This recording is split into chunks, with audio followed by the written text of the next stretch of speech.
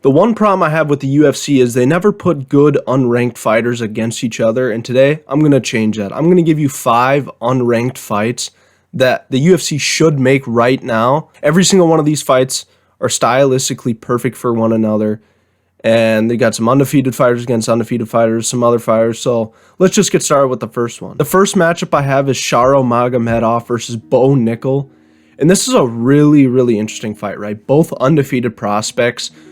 Sharo Magomedov got exposed for the wrestling in his first UFC fight, and Bo Nickal has fought absolutely no one. So, can Bo Nickal expose the wrestling of Sharo Magomedov? Can Sharo expose the stand-up game of Bo Nickal?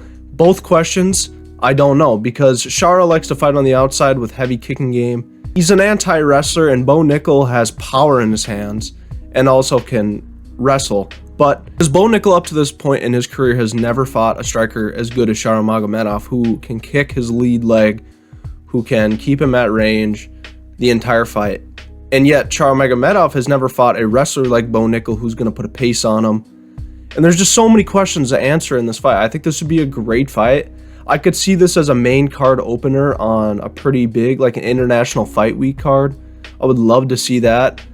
And yeah, I just think this fight would be the unknown because both of these guys are undefeated, and I would just love to see this fight. Next up, we got Paddy Pimblett versus Terence McKenna. I know people like to say Paddy Pimblett isn't that good, but he's got a pretty good chance in this fight. Terence McKenna, he's a wild guy. He's explosive. He can knock people out in the first round. He's a first round guy, and Paddy Pimblett with a good chin, but his striking is, it's not that good. So can Terence McKenna finish him in the first round?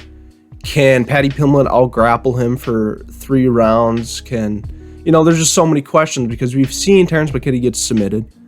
We've seen Paddy Pimblett not look good on the feet. There's a lot of questions in this matchup, and I think this would be another good UFC main card opener on a pay-per-view because Terence McKenna, although he fights a lot on the Apex, he'd be great for a pay-per-view because this guy's really entertaining. And he's kind of got a following behind him. Both these guys are kind of bigger stars for the unranked fighters. Obviously, Paddy's a little bit bigger of a star, but I want to see both these guys get tested against really good unranked fighters. And this is just a perfect matchup. I mean, a guy who's going to push a pace, heavy pace in the first round versus a guy who's got sloppy-ish boxing, but is tough and can use grappling to mitigate some of the striking that McKenna will throw at him. So I really love this matchup. Next up, we got Mateusz Rebecki versus Manuel Torres. And this is probably my favorite fight out of all 5 of them. Mateusz Rebecki and Manuel Torres have serious power in their hands. And Rebecki, although he has a shorter reach than Manuel Torres, he makes up for it because he's just so imposing on the feet. And he's so strong. And I think that could be a problem for Manuel Torres. But also, it could be a problem for Rebecki if Manuel Torres starts getting off early with long, rangy punches and close the pocket. It's such a good stylistic power puncher matchup with the shorter, stockier guy who's a little bit more powerful when it comes to his overall game versus Manuel Torres, who's a wicked, fast, powerful puncher and striker who's got a submission game. So, I mean, this matchup right here would just be perfect because Rebecki would try to get him down with powerful takedowns, but also Manuel Torres can throw up submissions anywhere. And on the feet, both these guys have serious power, so we're going to be seeing a lot of guys, we might see a first-round knockout. We might see it go to decision and into war. This is just a fight I would really, really love to see.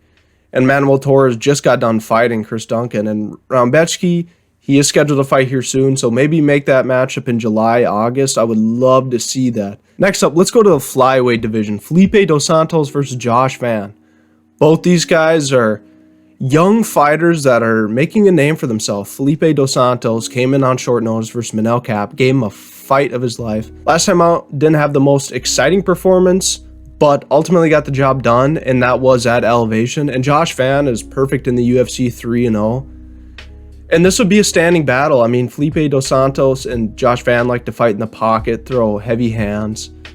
And this would be a high output, high striking matchup that I could see on a good prelim, on a really good pay-per-view card. I mean, we need to see these guys fight on pay-per-view cards in the prelims, especially Joshua Van.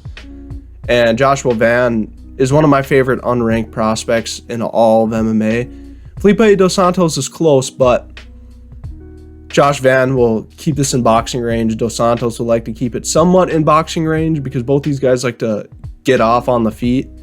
And grappling probably wouldn't be something we'd see in this fight unless Van would like to see and test Dos Santos' ground game. But nonetheless, I think this would be a stand-up battle. Two really young guys that are really good strikers. Perfect matchup. Next matchup, I got Joe Pyer versus Jung Park. And I know Joe Pyer kind of got exposed in his last fight for not being that well-rounded. And Jung Park is well-rounded. That's why I want to see Joe Pyer. Is he really, really that good? Because he's got really good striking and pretty powerful hands. And Jung Park's been knocked out before. And Jung Park can use submissions that Joe Pyer, although he is good enough on the ground, can Jung Park force the grappling on Joe Pyer? Or can Joe Pyer, use his power on the feet to keep Jung Park at bay? A lot of questions to be answered in this one too, because it's like, Joe Pyer was kind of untouchable until he came up and fought Jack Hermanson. Jung Park's a really good unranked middleweight fighter. I mean, really, whoever wins this would be like the uncrowned ranked guy in the middleweight division, I think. And although both these guys, they're not amazing top 5 middleweights in the world, I would still really, really love to see this matchup. Pyer would have a chip on his shoulder. Park would fight like he always does, and I just think this would be a really fun matchup. If you like this video, please like and subscribe. I think I like doing these videos of these fight, matchmaking ideas, so I really like doing these. Yeah, like and subscribe, comment on some video ideas I should do below, but until next time,